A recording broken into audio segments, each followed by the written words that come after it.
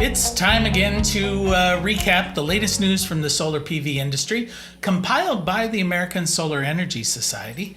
I'm Jay Warmke with SolarPVTraining.com, and this is what's happening in the world of solar for the week of June 16th.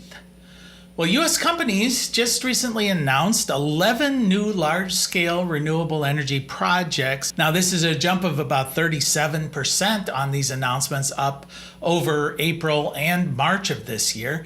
These 11 announcements, are set to employ about 1,300 full-time workers and will cost in excess of $950 million. Now, 41 major private financed projects have been announced so far this year in 2024, bringing the total of private projects up to 316 since the IRA, the Inflation Reduction Act, was passed in August of 2022, which was designed to incentivize projects of this nature.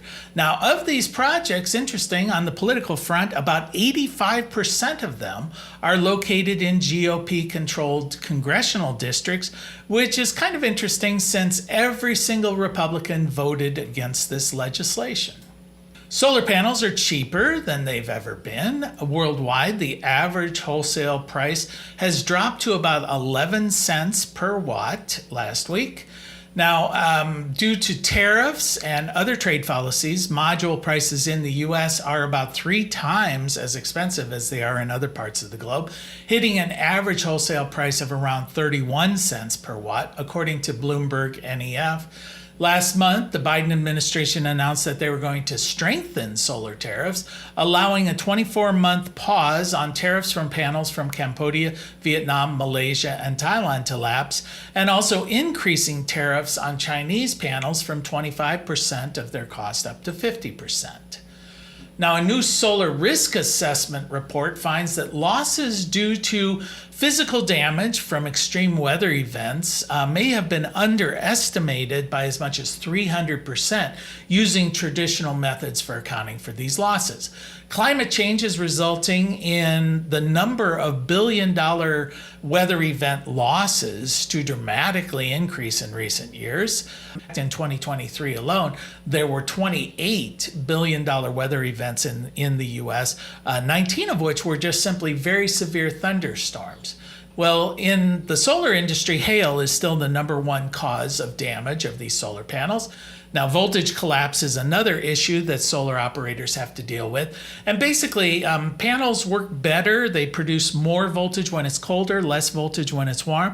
So in colder climates, they have to decrease the size of the string to avoid creating too high a voltage in very cold weather. Well, when we have extreme heat in the summertime, what happens is the reverse, and the voltage off of these smaller strings actually declines below the minimum that the inverter needs to operate, which causes the array not to produce any power during these heat situations. This study found that more than 30% of all utility scale systems out there have experienced some form of voltage collapse during warm summer weather. Photovoltaics, which is also known as FPV, it's basically putting solar panels on water bodies, has been little more than a novelty until very, very recently.